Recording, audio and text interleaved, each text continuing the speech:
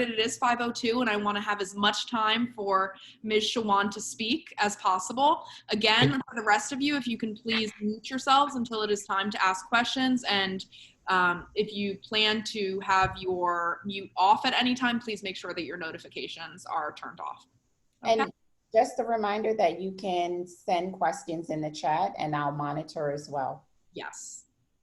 Okay. Great. Amira, you want to take it away? Sure. Hello, everyone.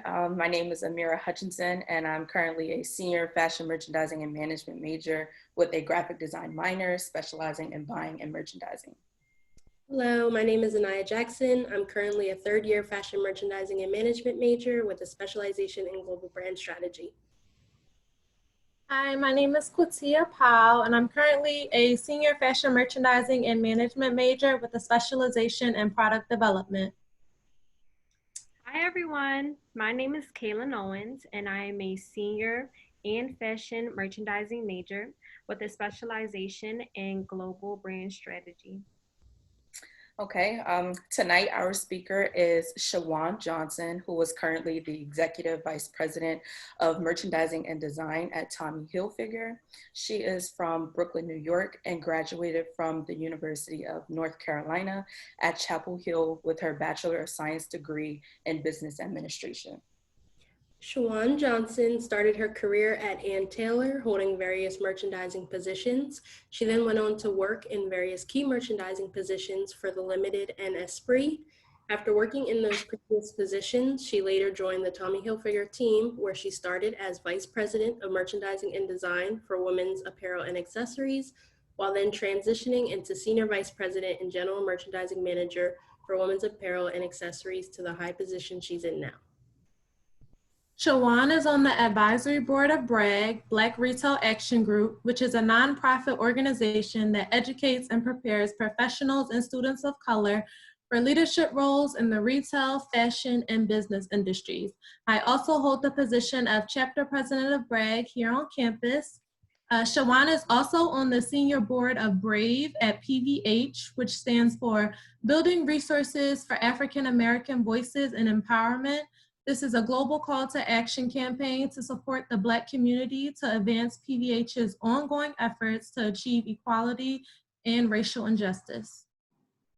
Along with Shawuan's passion in participating in programs that promote careers in fashion, such as BRAG and BRAVE, she is also a board member on Custom Collaborative.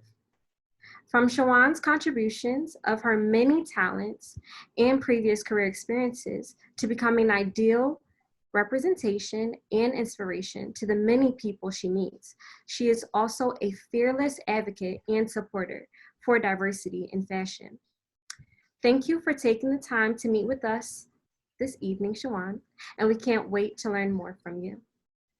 Wow, thank you so much for that introduction. I've never heard myself being introduced that way. It's beautiful. Thank you. Thank you so much, everyone, for having me this evening. It's great to see your faces. I'm going to be scrolling through the pages so I can look at each and every one of you. It's a pleasure to be here. So thank you for taking the time to be with me today. I think you guys did a great job in my introduction. I want to spend some time talking to all of you today just about my career path, some of the nuggets I've learned along the way, and hopefully I can impart a little bit of the knowledge that I have. I'm certainly still learning, and I think one thing you guys will realize throughout your careers, it never stops. So even though I sit here today with all of you through that vast experience, I am looking forward to having many more experiences, and I continue to learn. I continue to approach every day with that mindset, and even conversations today, like I'm having with all of you, I know I'll definitely gain a lot from that. So the way I actually thought about how can I talk about myself, which can be uncomfortable, but I think about the things that have guided me throughout my youth to where I am today, and certain quotes that have sort of resonated with me or were part of the very beginning. And hopefully I can share my screen, and this will be a test. I don't think I can share it actually, but I will tell you the first quote that I want to mention. And it's a funny one, but it's. Shawuan, you should be able to share. Oh, can I? Okay. Here we go. Actually, that is, oh my God, there we go. See, I'm learning as we speak. So, get your butt back on the beam. So I put this up here because I actually, as you mentioned, I actually grew up in Staten Island. I was a gymnast from 8 years old. And when I think about some of the things that define me and who I am today, that is so much of my DNA, is that work ethic. The coach that I had at the time was very tough, tough love, and often many of you who I don't know are athletes, but you're in gymnastics, the beam is one of the hardest ones. And she always told me, when you fall, get your butt back up on the beam. And that to me is, you know, a mindset that's not just about gymnastics, but just something that I've held with me throughout my life in terms of the times of tough times, good times, you're going to fall, but get back up on the beam. And I spent from 8 years old up until I was 22 doing gymnastics and dance and that competitive mindset. And it's very much how I approached everything I did. And when I went to the University of North Carolina, I actually was able to join the cheerleading squad. And that was another big moment of just having to believe in yourself and go for something that, quite frankly, I didn't know I was going to be able to achieve. And I was able to do that. Being at Chapel Hill, I was a business major. I didn't have a fashion merchandising background, but I always knew there was something else besides just the business, the numbers. Many of my peers were looking at consulting firms, finance. I always had this yearning for fashion, but I actually didn't know what that meant. I knew I didn't want to be a designer. I loved the idea of a product, but I actually had no clue how can I apply that to a job. So you guys are already steps ahead of where I was at the time. And what, you know, this other quote that is, and I'm going to quote a lot of Oprah Winfrey, I'm just letting you guys know.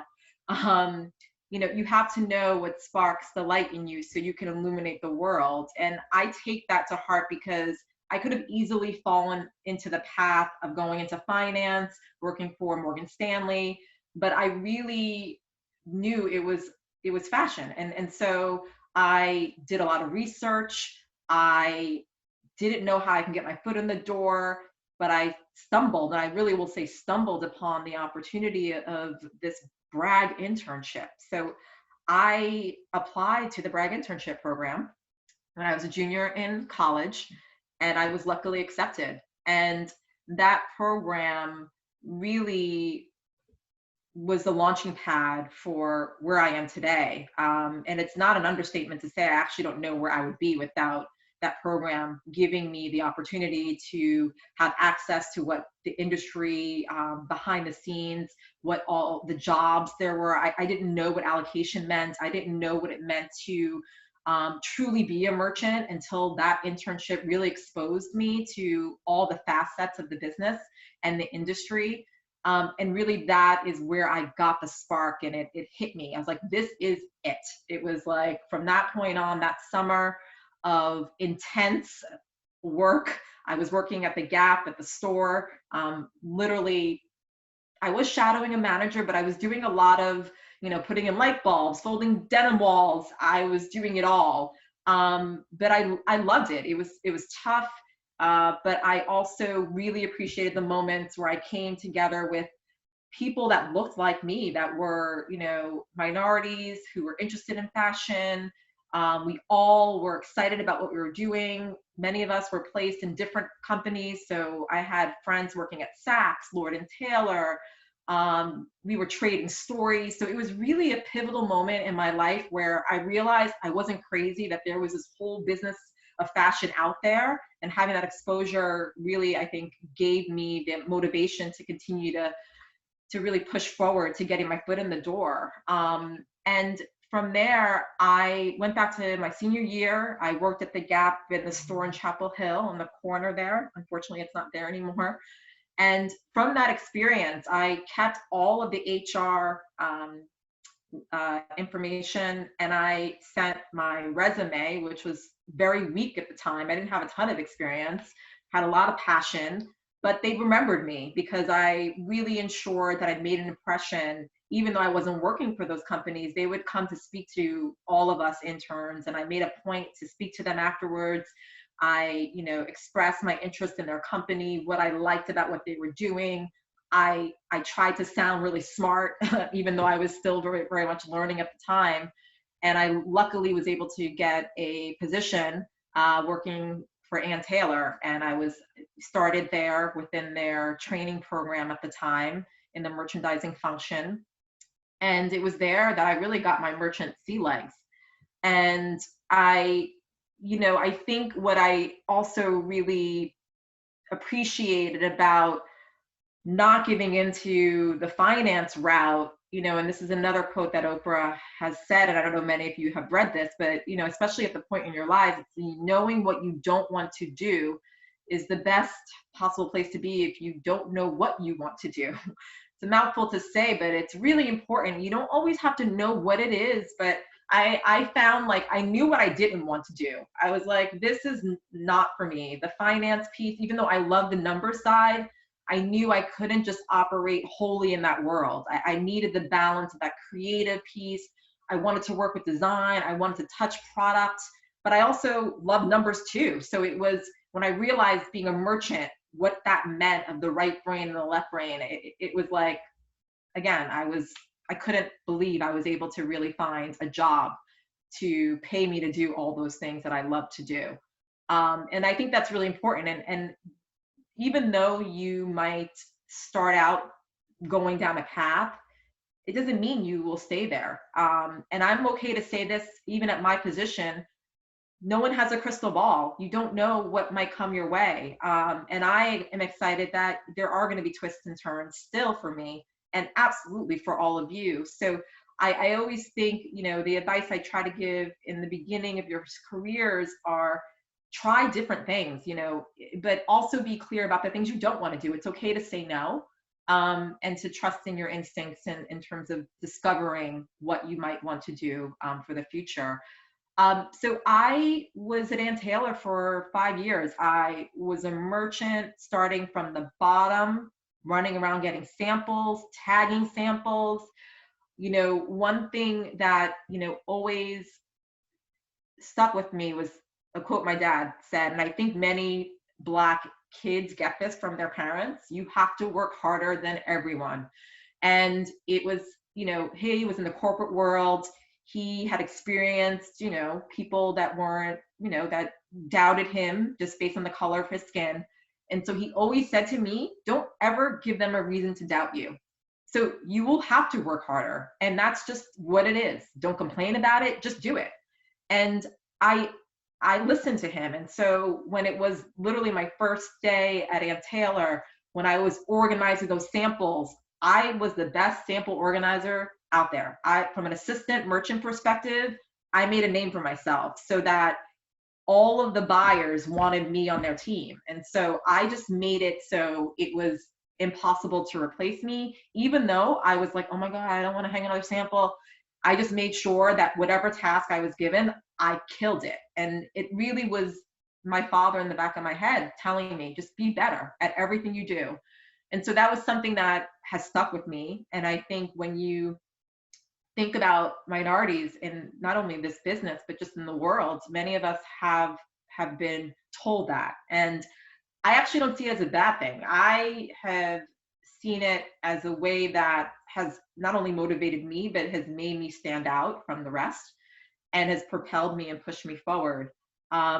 It's going to guide you through everything that you do, to the point when I was at my 5th year at Ann Taylor, the GMM at the time had left to go to Ohio to work for the Limited Brands.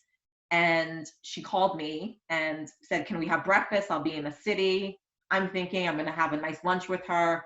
lo and behold, 2 months later, I was moving to Ohio. And really, she came to me because she wanted me to join her merchant team in Ohio and really helped shape the revamp of the business. And so in the beginning, I thought, there's no way I'm going to move to Ohio. But again, when I spoke to my parents and I said, listen, my old GMM reached out to me. They said, you have to listen to her, because the fact that she flew to meet with you, and I'm sure she had other meetings, but meet with me and asked me to join her team, didn't have to interview with anyone, literally said, you say yes, we will have an offer to you tomorrow. That is the kind of offer you want to get. Like, that is what your goal should be in every job you have. You should not always have to interview. It should be a phone call. Someone referenced you. And as you guys know, this industry is small. And so that moment of her believing in me, I took the chance and I moved to Ohio, and that was a big leap for me. I'm a New Yorker, kind of big change living in Columbus, but it was great for me for that time. It really was the business school of fashion, understanding how do you really think about your craft in a way that's beyond just even just product, apparel, but what are the supermarkets doing? How can you think about best in class approaches across the entire product life cycle? So for me, that was really eye-opening. I was there for 2 years. And there was always a part of me like nagging in the back of my head, like, you might want to move back to New York. Maybe that nag is might have been my current husband now, because he was my boyfriend at the time.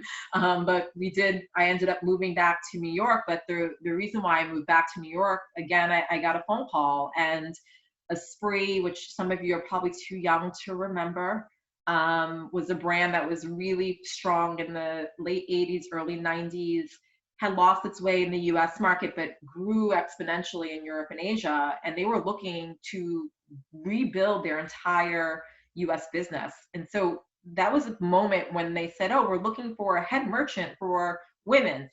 I literally said, I don't think I'm ready for that job. Like, I don't know if I have that experience. And one of my really close friends at the time said, why don't you think you're good enough? And I said, I don't know, you just have these doubts. But there was still something inside me that said, take the call, take the meeting. And I did. And I realized as I was talking about my business and how I would approach re-entering the markets in the US, working with the European team, I realized, oh, wow, I actually do know what I'm talking about. I think maybe I can do this job. And what interested me was that it was completely different from what I was doing. It was really starting from scratch, from the ground up. But what was beautiful about that job is that it had this amazing support of this huge international business. And that part was really compelling, because I was able to work with the European team. I spent 5 months. My first day on the job was in Germany. I was living in Ratingen, Germany. So I should have walked away with a lot more German, but unfortunately I didn't. But that was a major point in my career where I realized, okay, this is a leap. This is now a step up, because all of a sudden this entire European team was looking at me to speak to them about the US customer, what alterations they needed to make with the product, what would work, what didn't work. I was like, oh my God, this is huge.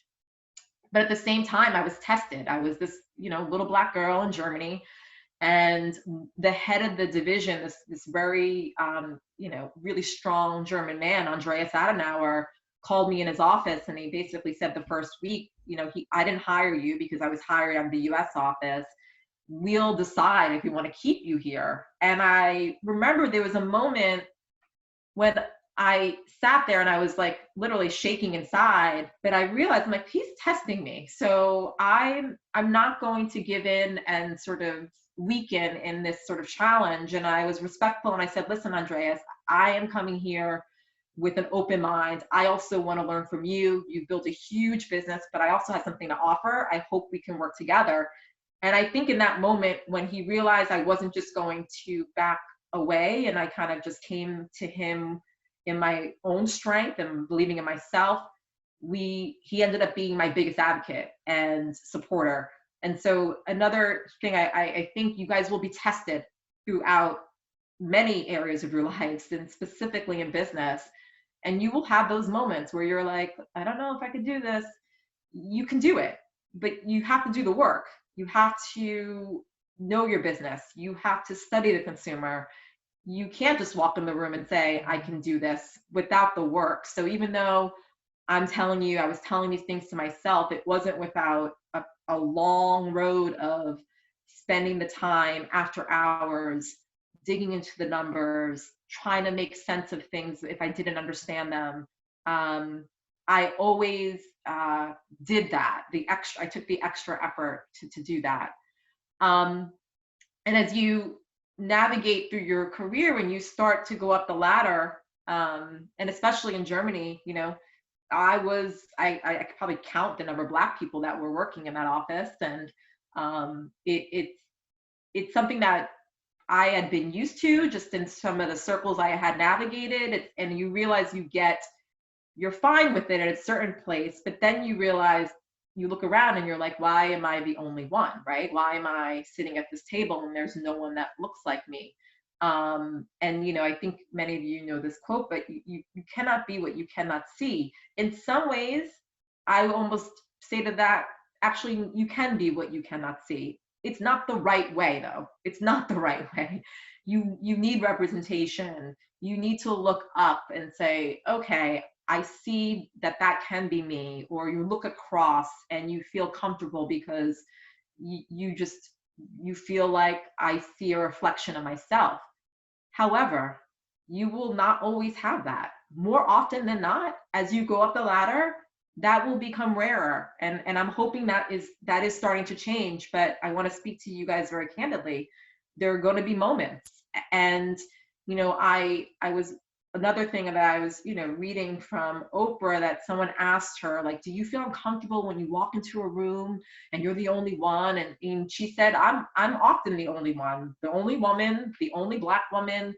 And she said, I actually get thrilled by it. And when she said that, I was like, that's really interesting. She's like, I know I'm coming to this room with a perspective that no one has. I am special. I know that I did not get here alone.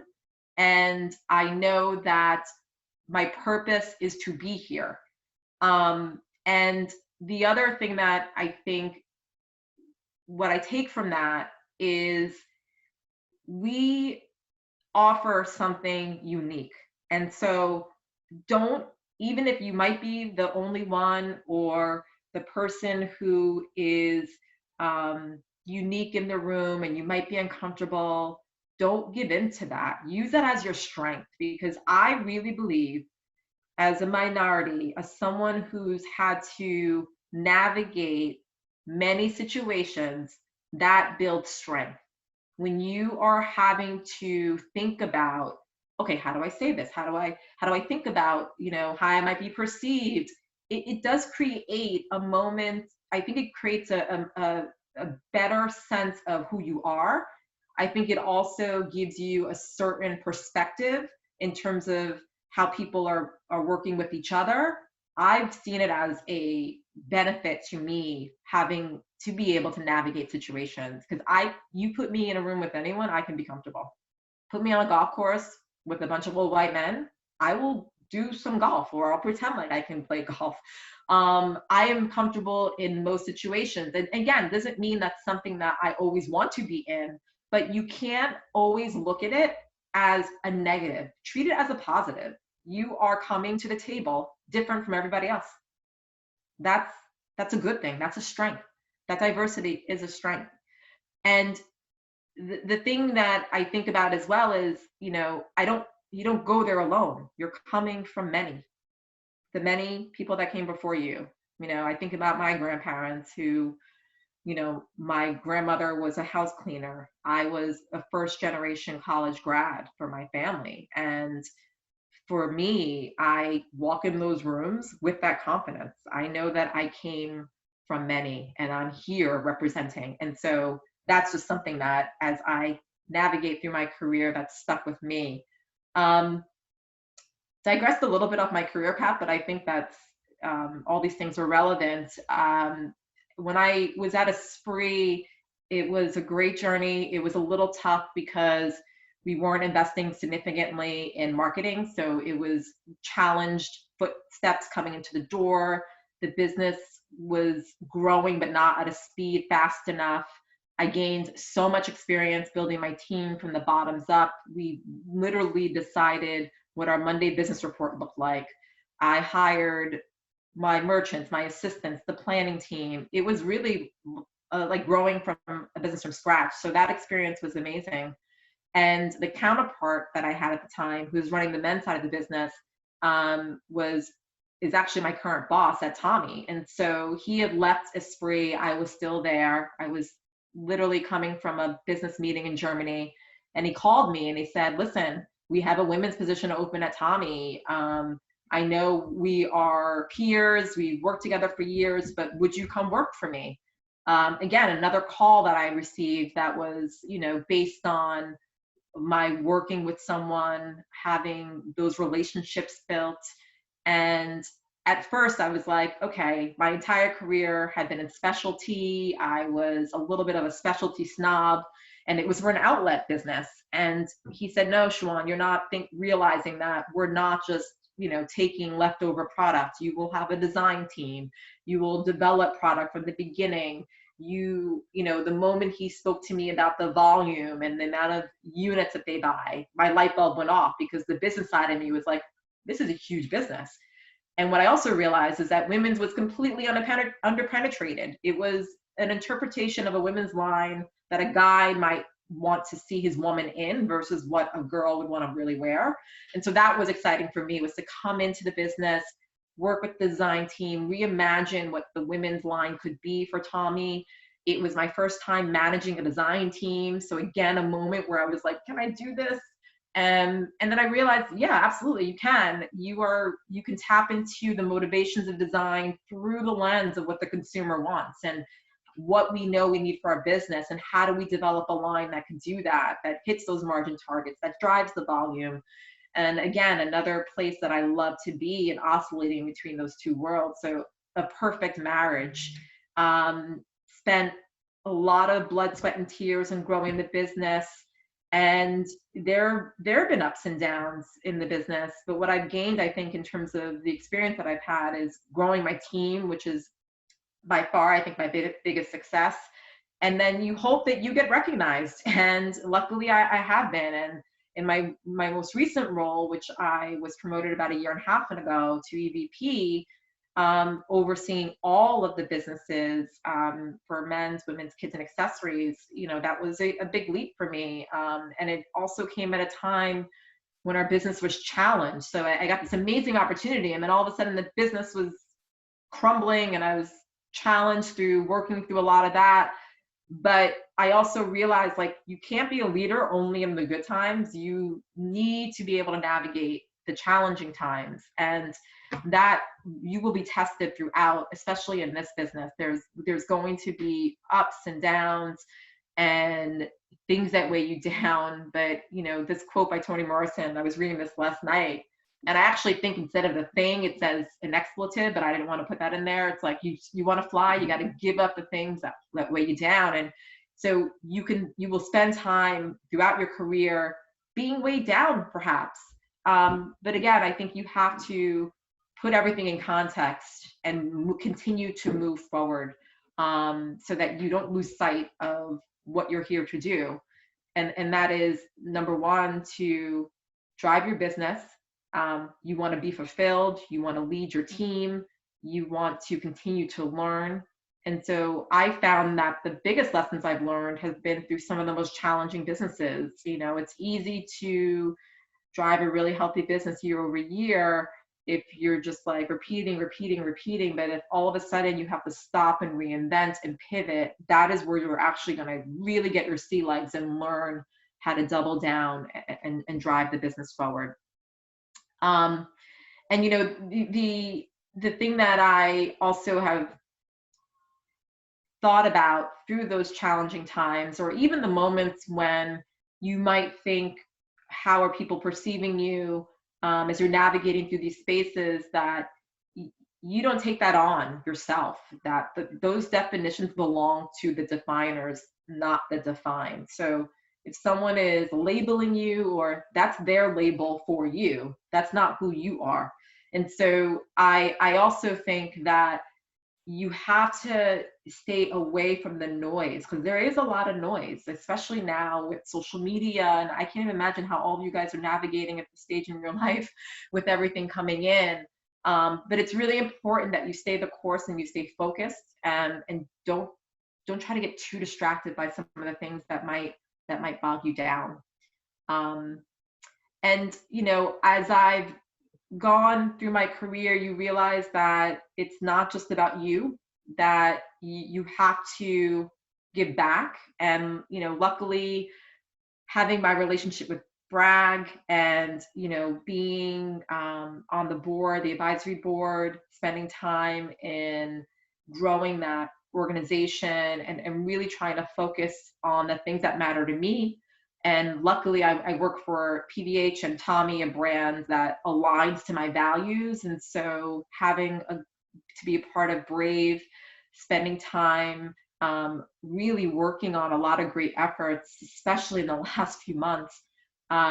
It's bigger than me. It's also about who I can, you know, mentor and bring up behind me, because I don't want to be the only one. I envision, you know, a time very soon where I have to explain to my daughter that, you know, there was a moment where we were trying to get more of us at the table. Like, I want her to look at me like I'm crazy, because she's just going to be around such a diverse group of minds and people that she wouldn't have imagined that it was any other way. That is my purpose, and really what I want to see happen in not only this business, but in so many industries. So I think that's where I will end, perhaps, in terms of just the things that have, I think I have one more quote, and this is my quote. And you know, it's something my mom said to me very early in my life. She's like, you know, what you think about, you bring about. It's simple, but it's true. What the things you say to yourself, the things that you focus on, you do, I think, bring those to light. And so I feel like the things that I think about I try to really focus on the things that are important. And that's not only business, you know, that's my personal life, making sure that you are whole, because you will only be successful. You can grind yourself to the ground, but it's really important that you balance the things that matter, or surround yourself with people that also lift you up.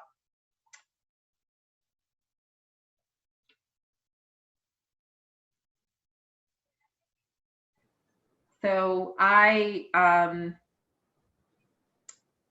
will end this part there. I will stop sharing my screen. So let me just take 1 second to stop sharing.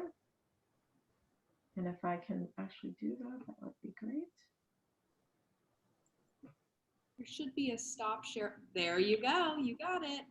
Yeah. Okay. And it looks like we do have some questions. So Nyoka, did you want to go through those? Do you see them there? Oh, go for it. I see them. Go for it. Okay. And thank you, Shawuan. That was amazing. That was absolutely amazing. I loved scrolling through and seeing the students nodding and their eyes so full of joy and inspiration and excitement. And thank you to our introducers today. That was an absolutely beautiful, heartwarming introduction for an amazing woman. Well deserved to her, but great job to you.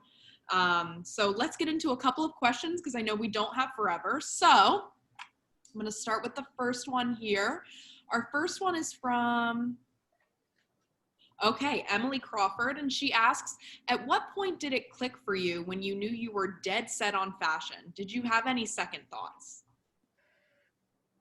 No, I was dead set from the moment I had my Bragg internship. It was like no one could tell me anything else. That was it. There was one moment when I was an assistant merchant at Ann Taylor where I was thinking, okay, does it make sense for me to go back to school and get my MBA? There was one moment that I thought about that.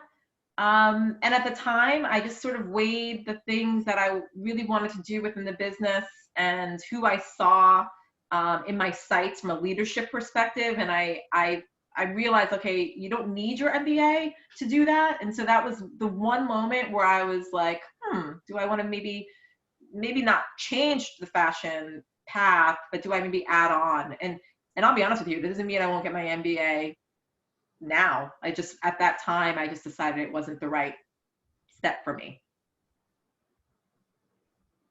Thank you. Okay, great. Yes, thank you for that. I do have a question in my email as well, so I'm going to find that while I ask you this next one. Because students are just coming out from the woodwork for you. So how did you become comfortable with saying yes to opportunities when they involve major changes in your life, including moving around the world or across the world? Yeah. Listen, I won't sit here and pretend like it was like, oh yes, of course I'll do that. I think when I reflect on that, I always sort of trusted my gut. I think you guys, everyone has this sort of like inner voice inside of you that's like, does this feel right? Does it not feel right? And so what I always try to do is, you might have a reaction of fear because it's about change. And so it's hard, and I'm challenged with this. I try to always approach each opportunity or question with, okay, are you reacting out of fear because it's something different? And versus, let's actually approach it kind of with a business mindset. Like, what are the pros? What are the cons? And I often have approached things that way. And the thing that I always realize is, you always can come home. Like, it's not going anywhere. And so when I decided to even go to North Carolina for school, you know, I was a city kid. I always knew if I hated it, I can come back to New York. Even with going to the limited brands, I was like, Ohio, okay, it's not that far. I don't have to be there forever. I'm not signing a contract. So I always thought about things as, not that I was gonna like have a parachute out, but it's not like you're signing your life away. And so I think with that way of thinking in my mind, and also thinking about what I would gain, was always an easy kind of answer for me. Like, giving that opportunity to move to Europe, it just felt, it was like the perfect time. And I always knew if it didn't work out, I could always come home.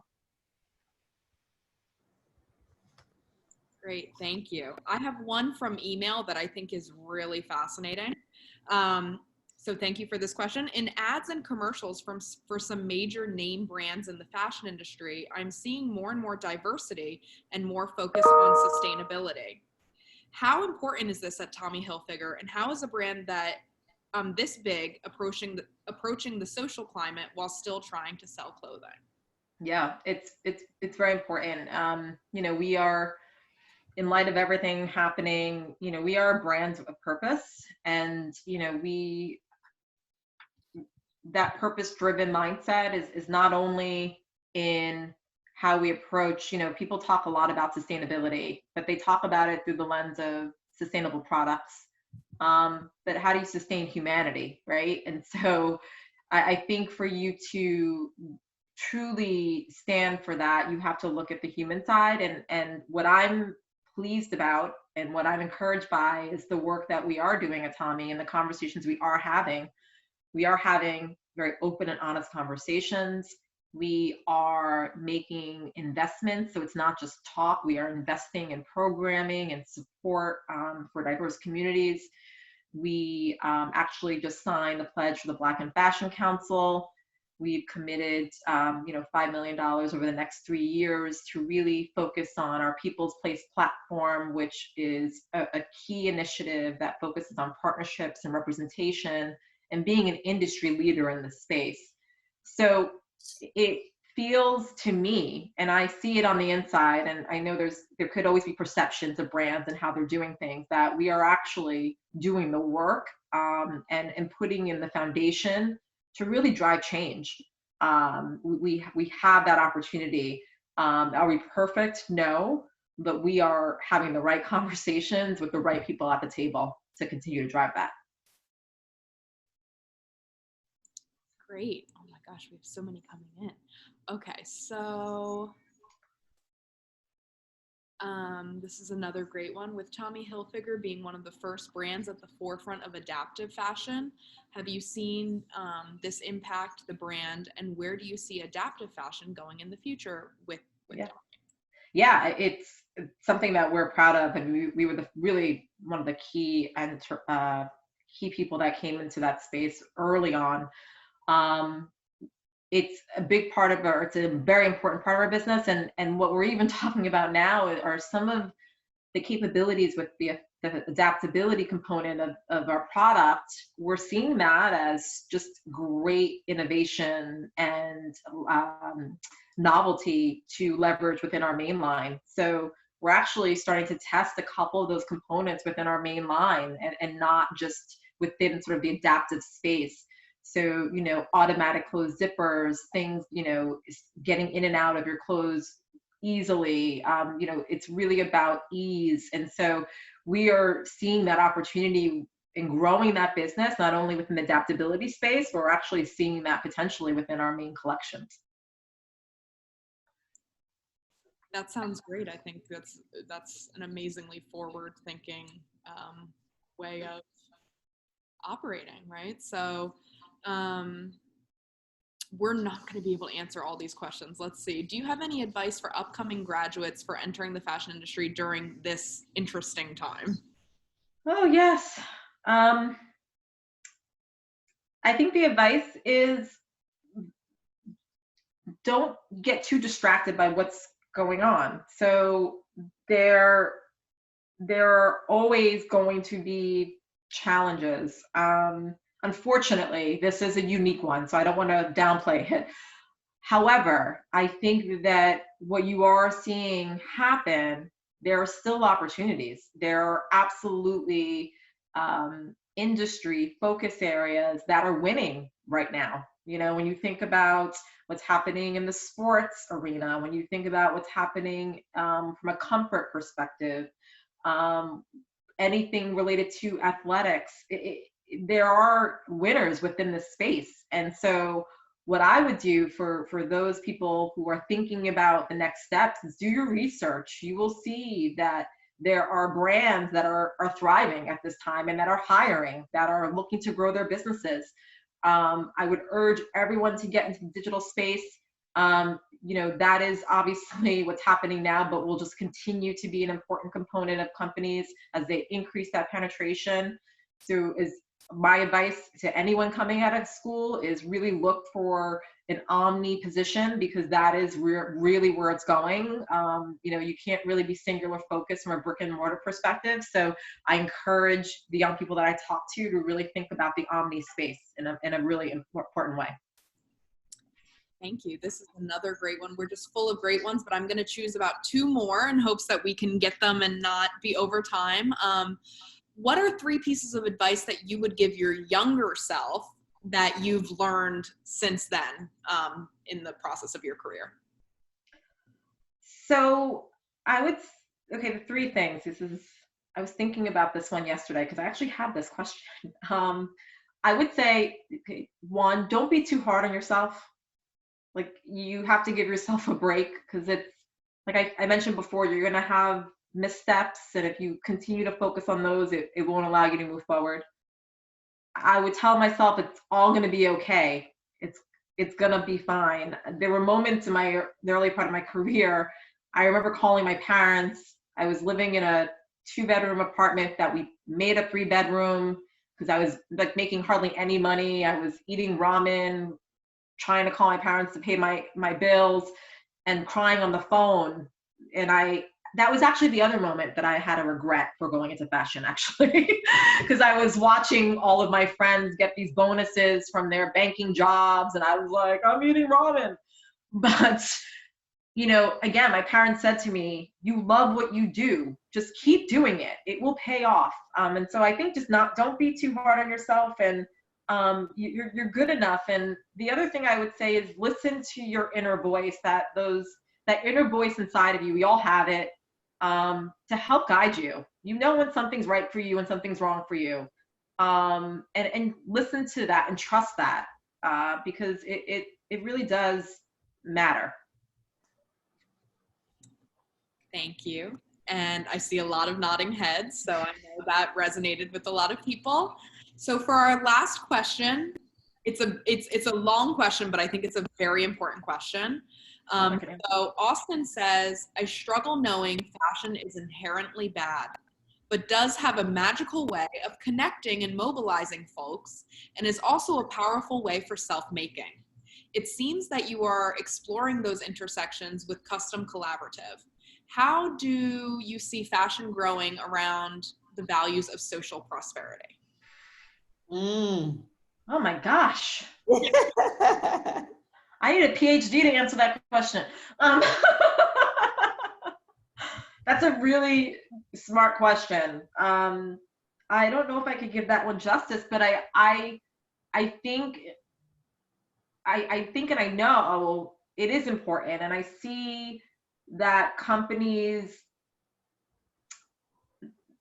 I wouldn't say are forced there, but are motivated to do better. And that's because of you. That's because of the next generation. The expectations are different from, when I started out into this business.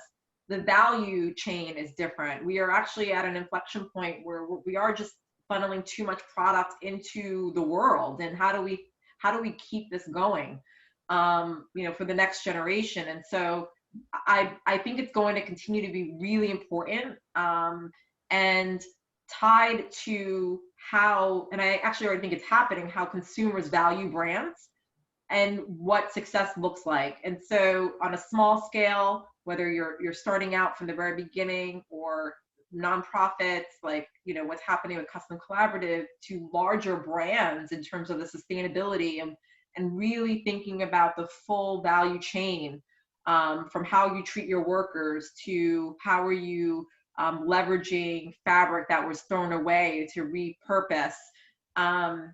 I know even just the conversations we're having at our Tommy, it's a much bigger focus area than ever before. And we know we still have a lot of work to do. So I know it's happening across the board. So I'm encouraged by what I see happening. I think what's also happened within the pandemic, it's accelerated a lot of these initiatives that companies, I think, were working on. I've seen a huge acceleration in all of these things. And so for that, it's been good. And so I see it continuing, and I see it just becoming a much bigger piece of the industry, and almost a requirement for entry, for moving forward.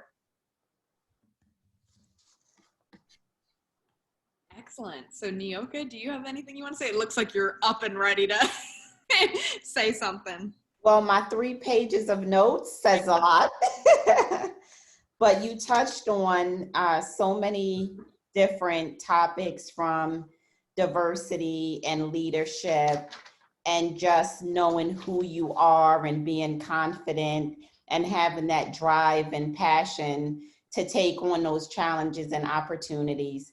I could not think of a better way to kickstart our seminar series with such a fabulous and warm speaker. So thank you from Jefferson and our amazing students, and Rachel, who is on. Would you like to say a few words, introduce yourself to the ladies and gentlemen really quickly? Yeah, sure. So hi, everyone. I'm Rachel Flores. I'm relatively new to PVH. I joined back in March in the middle of the pandemic. So I have a wild onboarding story I can share with you at some point if you're really interested. I'm the director of university and diversity recruitment. So I'm here as a resource. Ainsley, Juliana, and Yoka all have my contact information. We're not quite ready. I think I saw a question in there in the chat. We're not quite ready to begin our internship hiring just yet. But hopefully, as we lead into the spring semester coming up in January, we'll have a better idea of kind of where we're standing and the types of positions we're going to be offering, and we'll have more information for you then. So happy to be here, Shawuan. You did fantastic. Had no doubt there. And yeah, very excited for what's to come.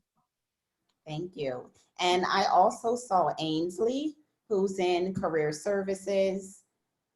Ainsley, you want to say hi to everyone really Hi quickly? guys. Remind them you exist, Ainsley. Remind them it's still happening. We're still getting jobs.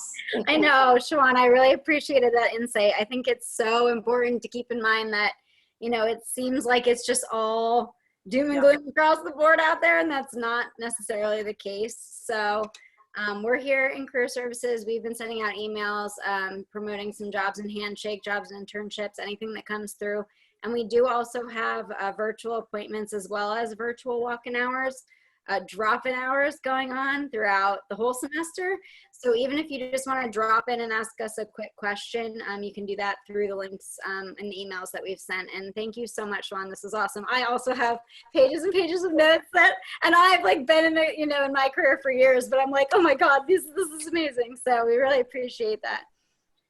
Wonderful. This was great. And I just wanted to take the time to thank Juliana as well, our amazing faculty, for, you know, all her hard work putting the seminar series together.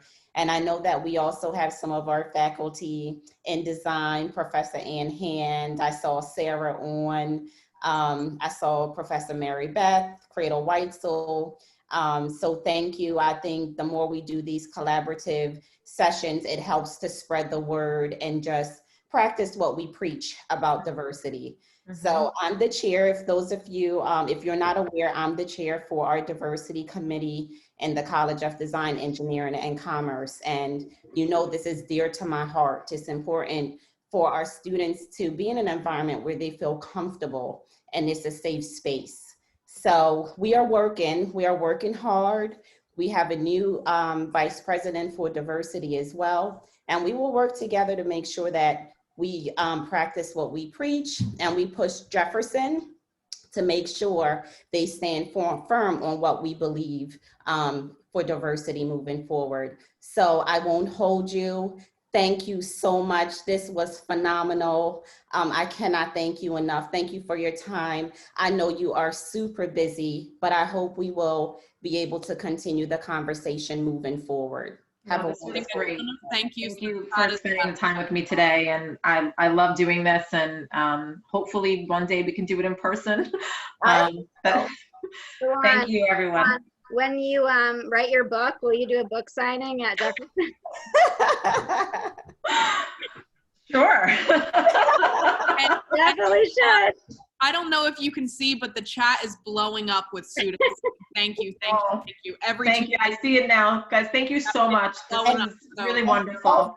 We also had about 80 participants, so kudos to everyone. More than double the class size. So yeah. That's awesome. That's awesome. Thank you. Thank you. Have a wonderful evening. Good night, everyone. Bye, everyone. It's so nice to see all the students. Thank you. Wait. Can I take a picture? Yes. I don't know how to get everyone, but at least I'll get, sorry, my phone